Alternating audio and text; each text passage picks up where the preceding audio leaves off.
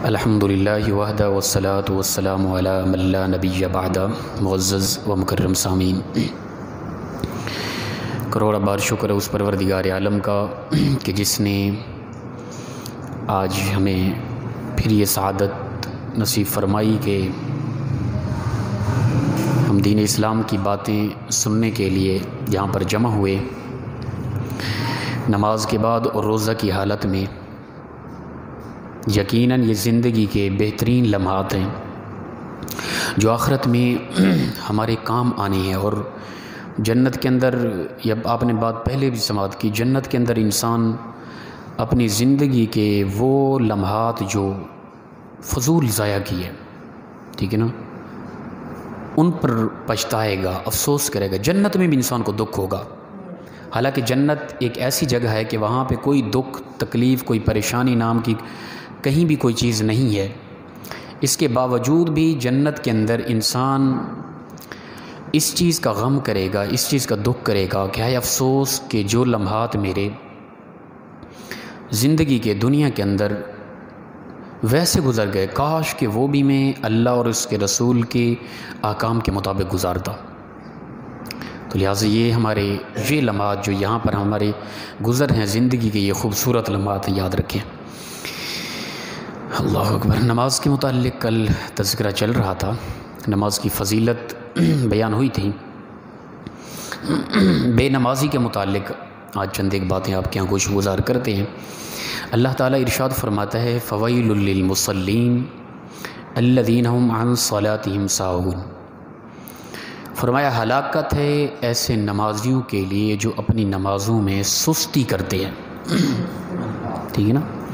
اچھا، ویل لفظ ہے، ویل کا معنی ویسے ہوتا ہے ہلاکت۔ ویل ایک جہنم کے اندر وادی ہے، اس کا نام بھی ہے، ٹھیک ہے نا۔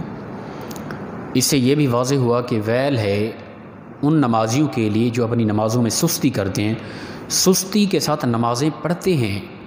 پڑھنے والوں کی بات ہو رہی ہے، نہ پڑھنے والوں کا معاملہ تو بالکل اس سے جدا ہے۔ جو نماز پڑھتے ہیں سستی کے ساتھ، بس وہ قرض سمجھ کے اللہ کو اپنا معبود، خالق و مالک سمجھ کر، اور ایک دل لگی کے ساتھ، چاہت محبت کے ساتھ نہیں، بس وہ عارضی طور پہ یا دکھلاوا ریاکاری ہوتی ہے، بمشکل کے فرض پڑھتے ہیں تھکے ہارے۔ فرمایا ایسے لوگوں کے لیے جہنم کے اندر ایک وادی ہے جس کا نام ویل ہے، ایسے نمازیوں کو اس جہنم کے اندر پھینک دیا جائے گا۔ تو لہٰذا نماز یہ ان لوگوں کا تذکرہ ہے کہ جو لوگ نماز پڑھتے ہیں، نمازوں میں سستی کرتے ہیں، پڑھتے ہیں، کبھی کبھار پڑھ لی، گھر پڑھ لی، کبھی کبھار مسجد بھی آ گیا، ٹھیک ہے نا۔ تو یہ ان لوگوں کے متعلق ہے جو بالکل نہیں پڑھتے، ان کا حال آپ خود سوچ لیں۔ جو پڑھتے ہیں ہلکی سی سستی کرتے ہیں، ان کے متعلق یہ ہے کہ وہ جہنم کی وادی کے اندر پھینک دیے جائیں گے۔ اور جو بالکل پڑھتی نہیں، نماز کی طرف آتے نہیں، سالہ سال عمریں گزر گئی، ابھی تک نماز آتی نہیں ہے۔ اب بھی آپ سروے کریں نا، آپ لوگوں کو کئی ایسے ضعیف العمر بزرگ ملیں گے جنہیں نماز کا، نماز جنازے کا، کلمہ کا پتہ ہی نہیں ہے۔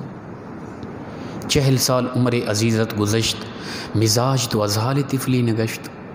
شیخ سعدی علیہ رحمہ فرماتے ہیں تیری 40 سال عمر بیت گئی، ابھی تک تیرا مزاج بچوں والا رہا ہے، ابھی تک تو بچہ ہے۔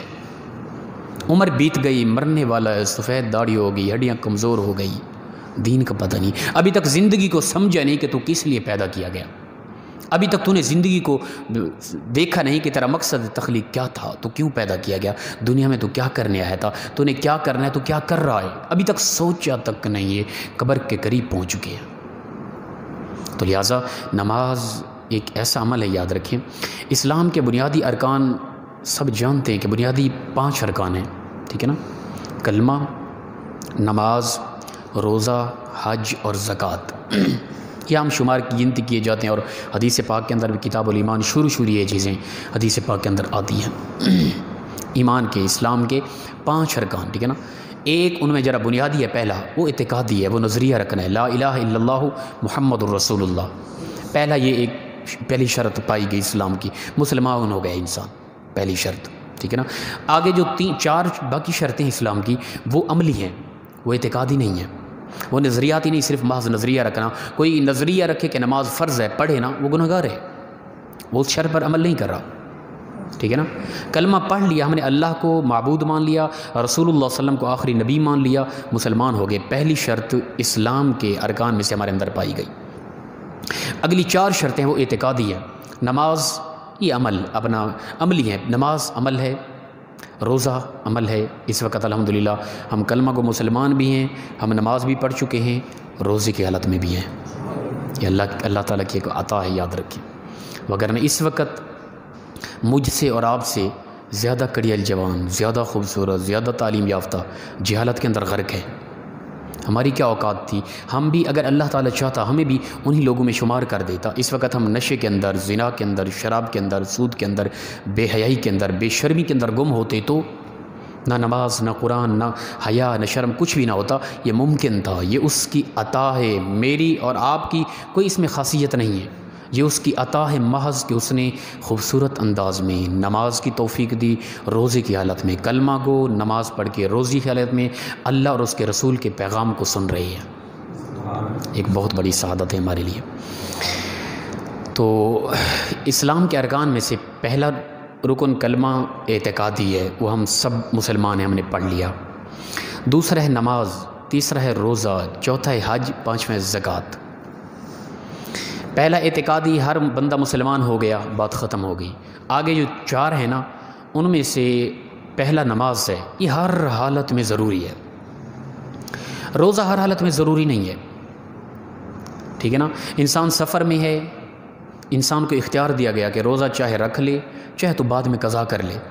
انسان مریض ہے، ٹھیک ہے نا، وہ بعد میں تندرست ہونے کی امید ہے، تو اسے حکم ہے کہ وہ بعد میں قضا کرے۔ اگر تندرست ہونے کی کوئی امید نہیں، کوئی ضعیف العمر ہے، ہڈیاں کمزور ہیں، اب اس کی امید نہیں کہ ٹھیک ہونے کی، فدیہ ہے اس کے لیے، ایک مسکین کو کھانا کھلائے، معاف ہے، ٹھیک ہے نا۔ اسی طرح حج ہے، ہر بندے پر فرض نہیں ہے، صاحب استطاعت۔ ہم میں سے ممکن ہے کہ چند ایک لوگ اس وقت استطاعت رکھتے ہوں، زیادہ تر غریب لوگ ہوں، جس کے پاس استطاعت نہیں ہے اس پر حج فرض نہیں ہے۔ زکوٰۃ ہے، ہر ایک پر فرض نہیں ہے، صاحب استطاعت پر فرض ہے۔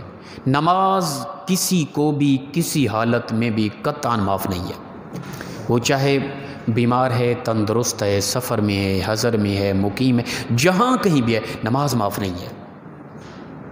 انسان مریض ہو گیا، اسلام نے کہا ہے بندے نماز کے لیے وضو شرط ہے، وضو کر نماز کی طرف چلا۔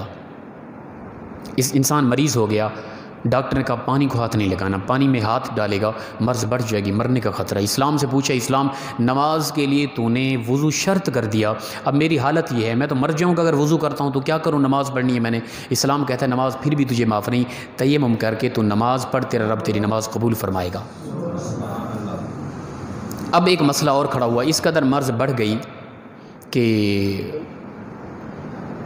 اسلام نے کہا کہ تیرے لیے نماز کے اندر یہ شرطیں ہیں، قیام، قرات، رکوع، سجود، التحیات، اٹھنا بیٹھنا، یہ لازم و ضروری ہے، اس کے بغیر نماز نہیں ہوتی۔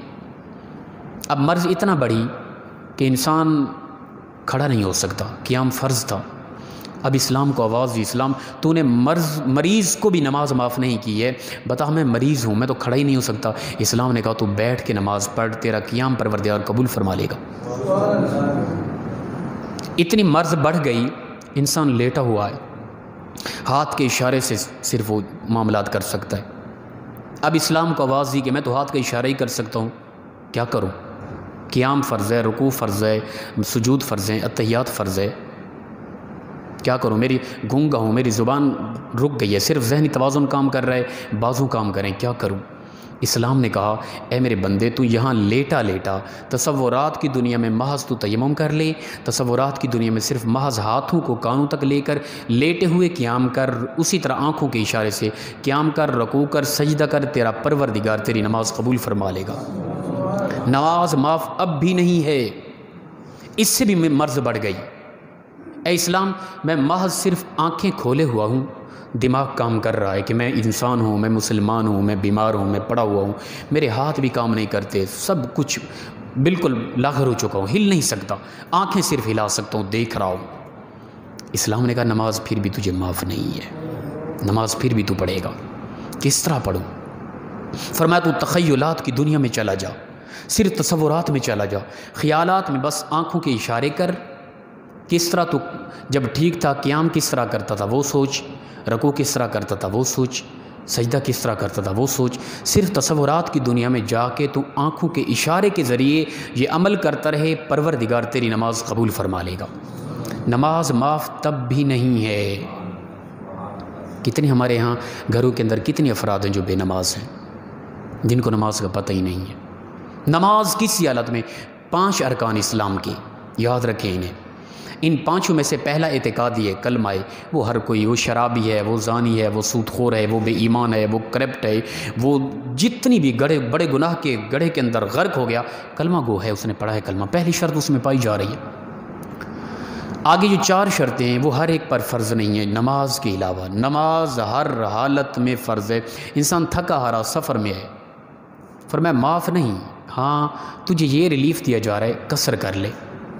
پڑھنی پھر بھی ہے، تو نے معاف نہیں ہے تجھے کسی حالت میں بھی. تو لہٰذا نماز والے معاملے کے اندر اسلام کے دامن میں واحد یہ نماز ایک ایسا عمل ہے کسی بھی لحاظ سے معاف قطعا نہیں ہے. اچھا، اپنا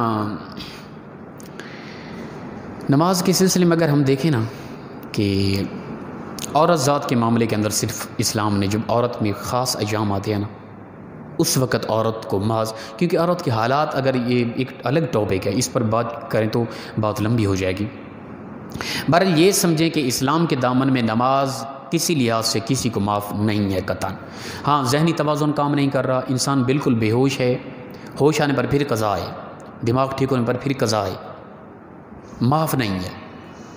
ایک انسان دریا کراس کر رہا تھا مثال کے طور پہ، اب وقت تھوڑا ہے، سورج غروب ہونے والا ہے، وہ تیر رہا ہے، ان قریب کنارے پر لگے گا، اس نے نماز عصر ادا کرنی ہے، ٹھیک ہے نا. طوفان آیا، اسے پریشانی بن گئی، وہ مشکل میں پھنس گیا. اب بڑی کوشش کی اس نے، ٹھیک ہے نا، تیرنے والا آدمی ہے، زمین پر اپنا دھرتی پر قدم نہیں لگ رہے، پانی میں وہ بڑی کوشش کر رہا ہے. اب اس نے دیکھا سورج غروب ہونے والا ہے، نماز قضا ہو جائے گی، کیا کروں؟ حتی الامکان کوشش کی. فقہا فرماتے ہیں اس دریا کے موجوں کے اندر بہنے والے اس انسان کو جو اپنی جان بچا رہے، نماز اس وقت بھی معاف نہیں ہو. اسے کیا کرے؟ وہ اسی دریا کی بہتی ہوئی تیز موجوں کے اندر تخیلات کی دنیا میں، تصورات کی دنیا میں جا کے وہ محض صرف سوچے گا اشارے کے طور پہ. تصور آنکھوں کا اشارہ بھی نہیں کر سکتا، تصورات کی دنیا میں وہ خیالات کے اشاروں کے ذریعے نماز پڑھے گا، پروردگار قبول فرما لے گا. نماز کسی حالت میں قطعاً معاف نہیں ہے، یاد رکھیں. ہمارا جوان طبقہ اس وقت زیادہ موجود ہے ماشاءاللہ. خوشی ہوتی ہے مجھے خاص طور پہ جب ہمارے یہ جوان طبقے، میرے ہم عمر ساتھی، ہمارے یہ دوست ہیں سارے، ٹھیک ہے نا، جب یہ زیادہ درس میں موجود ہوتے ہیں نا، یقین مانے میں دل سے اکثر دعا کرتا ہوں. جب اب اس وقت اب جوان زیادہ ہے نا، درس کے بعد میں زیادہ سوچتا رہوں گا، اے اللہ تیرا شکر ہے کہ جوان طبقہ اس طرف متوجہ ہو گیا. میرا درس سننے کے لیے جوان طبقہ زیادہ تھا. تو محض آپ خود نہیں بلکہ اور ساتھیوں کو بھی لے کر آیا کریں. زیادہ یہ ضرورت ہے. ہمارے یہ بزرگ چمکتے چہرے جتنا بھی بیٹھے ہیں، یہ تو 5 وقت کے نمازی ہیں. انہی کی دعاؤں کے ذریعے ہماری زندگیاں خوشحال ہیں، انہی کی دعاؤں کے ذریعے تو دنیا کا نظام چل رہا ہے. وغیرہ ہم اپنے اعمال کی طرف دیکھیں، ہم کب زندہ رہنے کے قابل ہیں، ہمارے جینے کا کوئی جواز نہیں ہے اس وقت. تو لہٰذا ہم جوان طبقے کو کنٹرول کریں. ہر جوان دیکھیں کہ ہمارے کتنا دوست ہیں جو برائی کی طرف ہمیں لگانے کی کوشش کرتے ہیں. میرا جسم، میرا وجود، میری ذات ایسی ہو کہ میرے ساتھ منسلک میرے جتنا بھی دوست ہوں نا، میری وجہ سے وہ نمازی بن جائیں، وہ میری وجہ سے گناہ کرنا چھوڑ دیں، وہ میری وجہ سے فلمیں دیکھنا چھوڑ دیں، وہ میری وجہ سے کسی کی عزت کو تکنا چھوڑ دیں، وہ اس طرح کی بے حیائی، بے شرمی ان کے اندر ختم ہو. میرے ساتھ منسلک ہر جوان میرا ساتھی، اس کے دل میں نور ایمان کے اندر اضافہ ہونا، تب بات بنے، تب میری یاری کا، میری دوستی کا پتہ چلے، تب میری دوستی کا فائدہ بھی ہے. یاد رکھیں، دوست بھی وہی ہے کہ جس کے دوستی کی وجہ سے انسان کی دنیا اور آخرت خوبصورت ہو. وہ دوست نہیں کہ وہ جو آپ کے مزاج کو خراب کرے، کسی کی عزت کی طرف متوجہ کرے، سینماؤں کی طرف لے کر جائے، فلموں کی طرف متوجہ کرے، آپ کے مزاج کے اندر غلاظت کو پیدا کرے. وہ دوست تو نہیں ہے. من الجنۃ والناس، جن اور انسان کی شکل میں شیطان آ کے انسان کو خراب کرتا ہے. وہ تو ہر وہ انسان، چاہے وہ باپ ہے، وہ بھائی ہے، وہ جگری جار ہے، جو غلطی پہ لگا رہا ہے نا، خدا کی عزت کی قسم وہ قطعاً دوست نہیں ہو سکتا. یاد رکھیں. وہ دوست کی صورت میں ایک شیطان ہے جو ہمیں خراب کر رہا ہے. دوست وہ ہے جو راہ راست پہ لگا رہا ہے.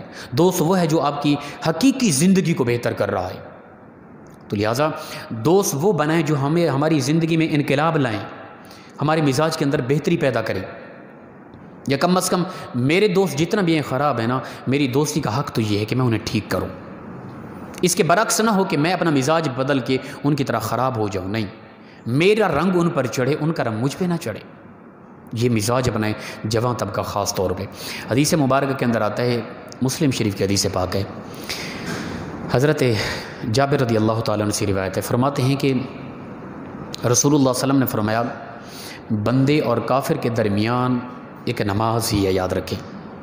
ٹھیک ہے نا، نماز کا ایک فرق ہے جو مومن مسلمان اور کافر کے درمیان ہے.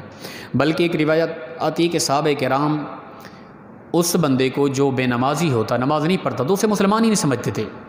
صحابہ کرام دیکھتے تھے کہ کون مسلمان ہے، اس کی نماز کو دیکھتے تھے، وہ نمازی ہے پھر مسلمان ہے.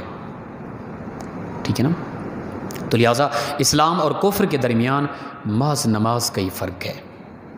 ہم دیکھیں کہ ہم کس حد تک ہمارے ہاں گھروں کے اندر کتنے افراد ہیں بے نماز. تو ہم نے کوشش کرنی ہے اپنے گھر کے، ہماری کوشش سے اگر ہمارا پورا گھرانہ 5 وقت کا نمازی بن گیا تو بات بن جائے گی، ہماری اخروی زندگی خوبصورت ہو جائے گی. اللہ اکبر. غزوہ خندق کے موقع کفار کی طرف سے کچھ معاملات اس طرح کے ہوئے کہ خندقیں کھودی جا رہی تھی اور ان کے کچھ اس طرح کے اٹیک ہوئے جن کی وجہ سے زیادہ مصروفیت ہوئی اور نماز عصر رہ گئی. رسول اکرم صلی اللہ علیہ وسلم کو اس قدر غصہ آیا اور غصے کا ایسا اظہار فرمایا کہ ان کی وجہ سے ہماری نماز عصر رہ گئی، انہوں نے ہماری نماز عصر کو روکا اور یہ ہماری نماز عصر میں رکاوٹ بنے، اللہ تعالیٰ ان کے گھروں اور ان کی قبروں کو جہنم کی آگ سے بھر دے. یہ الفاظ اللہ کے نبی صلی اللہ علیہ وسلم نے اس وقت ان کفار کے لیے کہا تھا، ایک نماز کے رہ جانے کی وجہ سے. اسی طرح حدیث مبارکہ کے اندر آتا ہے، رسول اکرم صلی اللہ علیہ وسلم فرماتے ہیں ان لوگوں کے متعلق جو گھروں میں نماز پڑھتے ہیں. بعض لوگ ہیں جو اس طرح کی سوچ رکھنے والے، اب بھی، بلکہ ایک کچھ ساتھی مجھے کہہ رہے تھے کہ ایک ادھر کوئی ہیں، کوئی بھی، ٹھیک ہے نا، میں جانتا تو نہیں ہوں زیادہ تر، کہ وہ کہتے ہیں نہیں جی ہم مولویوں کے پیچھے نماز نہیں پڑھتے، ہم گھروں میں پڑھتے ہیں. اس طرح کا مزاج رکھنے والے لوگوں کے لیے خاص طور پہ یہ حدیث تحفے کے طور پہ عطا کر رہا ہوں، اسے سنیں.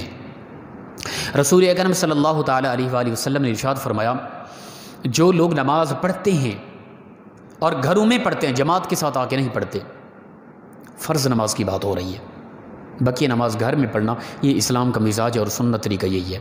جو لوگ نماز پڑھتے ہیں گھروں میں پڑھتے ہیں، مسجد کی طرف نہیں آتے، اللہ کے نبی صلی اللہ علیہ وسلم، وہ نبی جن کے متعلق خود پروردگار فرماتا ہے وما ارسلناک الا رحمۃ للعالمین، اے محبوب ہم نے آپ کو سارے جہانوں کے لیے رحمت بنا کر بھیجا ہے. یہ اس رحمت ذات سے یہ الفاظ نکل رہے ہیں، اس قدر غضبناک ان لوگوں کے لیے. فرمایا کہ ایسے لوگ جو نماز پڑھتے ہیں پر گھروں میں پڑھتے ہیں، میرا دل چاہتا ہے میں ایک آدمی کو حکم دوں جماعت کے وقت وہ مصلی پہ کھڑا کروں، وہ جماعت کرائے اور کچھ ساتھیوں کو ساتھ لے کر ان لوگوں کے گھروں کی طرف جاؤں جو نماز گھروں میں پڑھتے ہیں، فرض نماز مسجد کی طرف آ کر نہیں پڑھتے، ان کے گھروں کے ارد گرد لکڑیاں رکھا کے ان لوگوں سمیت گھر سمیت جلا کے راکھ کر دوں. یہ رحمت للعالمین نبی کی زبان سے یہ الفاظ ان لوگوں کے لیے نکلے جو لوگ نمازیں گھروں کے اندر پڑھتے ہیں. اب کہیں کہ ہم مولویوں کے پیچھے نماز نہیں پڑھتے، ہمارا مولوی سے ہماری بنتی نہیں، ہم گھروں کے اندر نماز پڑھتے ہیں، اب پڑھیں. بلکہ یہ سوال اللہ کے نبی صلی اللہ علیہ وسلم کی ذات پہ اٹھائیں، یا رسول اللہ ہمارا تو مولویوں کے ساتھ مزاج ملتا ہی نہیں، کیونکہ مولوی حق بات کر دیتے ہیں نا بعض اوقات، تو لہٰذا ان کے ساتھ ہمارا مزاج نہیں ملتا. عجیب عجیب معاملات، بہرحال کچھ اس طرح کی باتیں آ بھی جاتی ہیں ذہن میں، وہ عام کرنے والی نہیں ہوتی. اللہ تعالیٰ ہدایت عطا فرمائے. تو یاد رکھیں کہ نماز جو گھر کے اندر پڑھ رہا ہے نا، اس قدر وعید ہے اس کے اندر، اس کے لیے نماز فرض مسجد میں آگے پڑھیں. ہاں کوئی مجبوری بائی چانس بن جاتا ہے، کوئی الگ بات ہے، ایک روٹین ہی بنا لینا کہ نماز گھر میں ہی پڑھنی ہے، مسجد میں آنا ہی نہیں ہے، یہ اسلام کا مزاج نہیں ہے. اسلام اس پر بہت بڑی پکڑ کر رہا ہے. اللہ اکبر. حدیث مبارکہ کے اندر آتا ہے نبی اکرم صلی اللہ تعالیٰ علیہ وآلہ وسلم ارشاد فرماتے ہیں کہ جو لوگ نماز نہیں پڑھتے، بے نمازی ہیں، قیامت کے دن ان لوگوں کو نمرود، فرعون، حمان، شداد اس جیسے بڑے بڑے کافروں کی صف میں کھڑا کر دیا جائے گا، اور یہ وہ لوگ ہیں جو جہنم کے سب سے بڑا ایندھن بنیں گے، یہ وہ لوگ ہیں، اور کائنات کے اندر انسانیت کے سب سے بڑے کافر لوگ ہیں۔ بے نمازی کو انہی کی صف کے اندر، انہی کے درمیان کھڑا کر دیا جائے گا۔ اب بتائیں کیا بیتے گی ان لوگوں کا جو حشر ہوگا، وہ ہمارے تصورات بھی وہاں تک نہیں پہنچ سکتے کہ کیا حشر ہونا ان کا۔ اور اللہ کے نبی صلی اللہ علیہ وسلم فرما رہے ہیں جو بے نماز ہے، نماز نہیں پڑھتا، ایسے انسان کو قیامت کے دن فرعون، حامان، شداد اس جیسے غلیظ قسم کے کفار کی صفوں کے اندر کھڑا کر دیا جائے گا۔ ہم عام طور پہ نعرہ لگاتے ہیں صحابہ کا، انداز ہمارا صحابہ والا نہیں ہے۔ ہر بندہ اپنے آپ کو حسینی کہنے کی کوشش کرتا ہے، ہمارا انداز انتہائی معذرت کا، اکثریت کی بات کر رہا ہوں، ٹھیک ہے نا، کیونکہ آج کل مولوی کی پکڑ بھی بڑی ہو رہی ہے۔ اگر کوئی مولوی کہہ دے بیچارہ کہ میڈیا پہ جھوٹ ہوتا ہے تو اس کی بڑی پکڑ کر لیتے ہیں فی الفور، اور معافیا منگائی جا رہی ہیں آگے سے۔ خدا کا نام لیں، میڈیا پہ میں کہتا ہوں کون سی بات سچ کہہ رہے ہیں آپ، کس قدر غلاظت ہے، کتنا بڑے بڑے جھوٹ بولے جا رہے ہیں، اور آگے سے تماشا لگایا جا رہا ہے، اور دین کی اشاعت کرنے والے لوگوں کی توہین کی جا رہی ہے۔ یہ تو ایک ان اعلیٰ ظرفی ہے کچھ لوگوں کی کہ وہ بس ٹھیک ہے کہ معذرت بھی کر لیتے ہیں، ٹھیک ہے نا۔ میں ایک مسلک سے ہٹ کے انسانیت کی بات کر رہا ہوں، کم از کم انسانیت تو ہو یار۔ اب کس طرح کی بات کریں، وہ ایک بندہ دین کی سمجھانے کی بات کر رہا ہے، ٹھیک ہے نا، یہ تو اس طرح کی بات بنی نا۔ میں کہوں کہ میں اب نماز کے متعلق درس دے رہا ہوں کہ بے نمازی آدمی فرعون، حمان، شداد جیسے غلیظ قسم کے لوگوں کی صف میں کھڑا ہوگا۔ کل کچھ جوان، کچھ بزرگ آ جائیں کہ حضرت آپ نے بہت غلط بات کی ہے، ہمارے بارے بات کی آپ لوگوں نے، آپ نے، ٹھیک ہے نا، آپ نے یہ کیوں کہا ہے؟ ہمیں اس کا مطلب ہے کہ وہ آپ لوگ نماز نہیں پڑھتے، بھی میں نہیں کر رہا، یہ اسلام کہہ رہا ہے، آپ لوگ نماز شروع کر دیں۔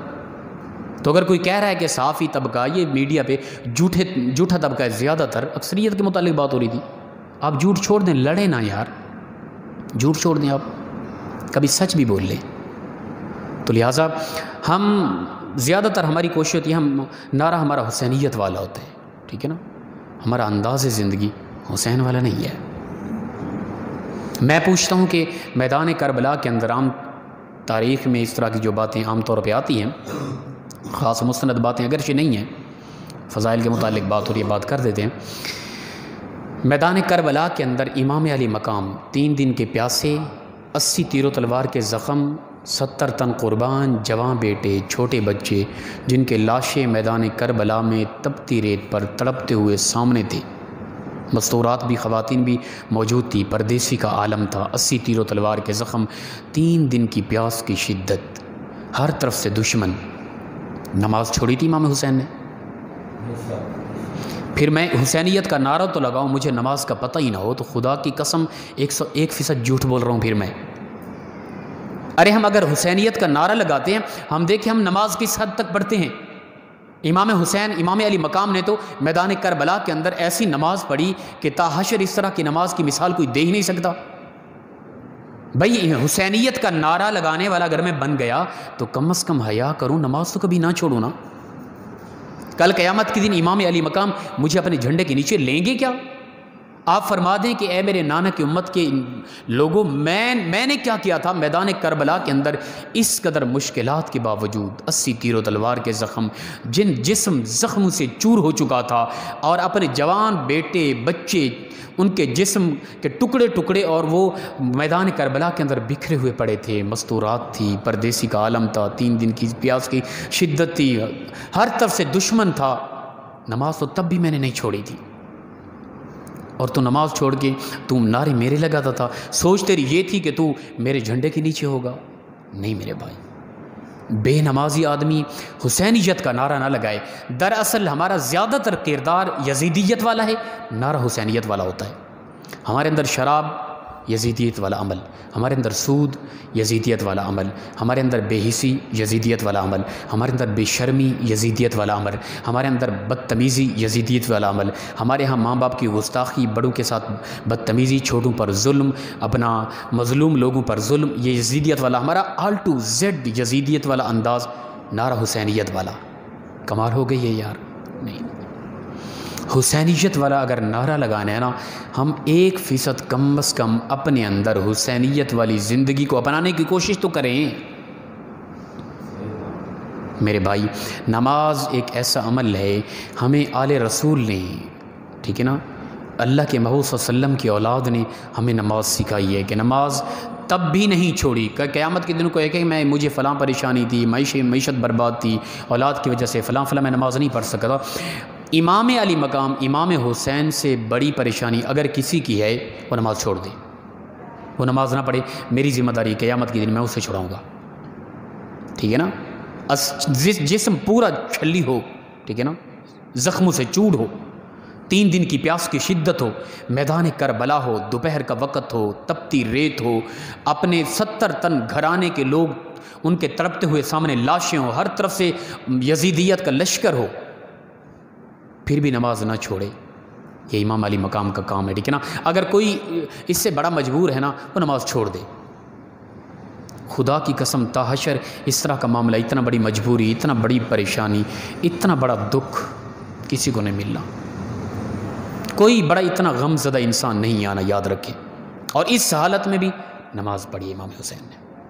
تو لہٰذا ہم اگر چاہتے ہیں آل رسول سے پیار ہے، ہم نبی کے گھرانے سے اگر پیار کرتے ہیں، امام حسین کا نعرہ لگاتے ہیں، تو پھر نماز ہم نے قطعاً نہیں چھوڑی. ٹھیک ہے نا. اللہ تعالیٰ سے دعا ہے پروردگار مخلصانہ انداز میں ہم سب کو عمل کی توفیق عطا فرمائے.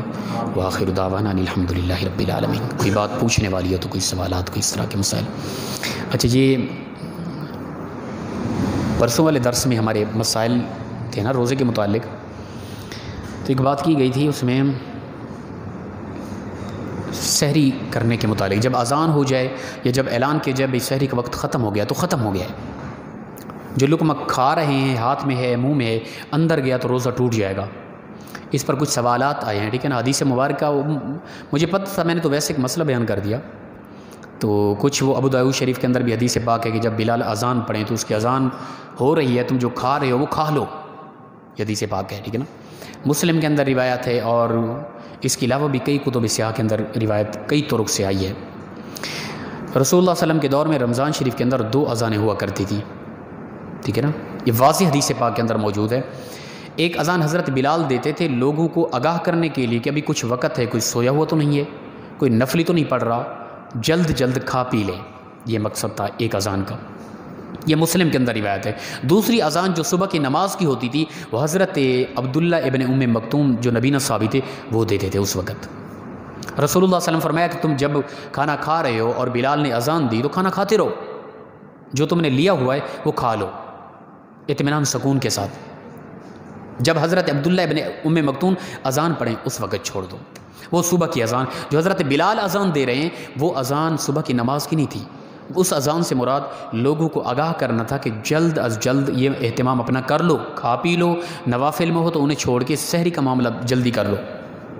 یہ طریقہ تھا. اور یہ مسلم کے اندر سند کے ساتھ کئی طرق سے یہ روایت آئی ہے. ٹھیک ہے نا. تو میں نے محض وہ مسئلہ بتایا تھا. کچھ ساتھیوں نے آج بھی واٹس ایپ پہ کوئی میسیج آ رہے تھے، وہ تو جن کے پاس وہ روایت ہے انہوں نے وہ بتائی، پھر میں انہیں آگاہ کیا مسلم کی روایت، بلکہ میں نے بھیجی بھی ہے کافی ساتھیوں کو.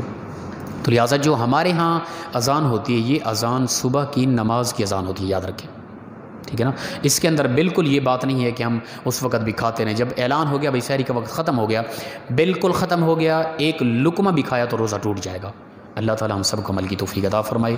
وآخر دعوانا الحمدللہ رب العالمین. اللہم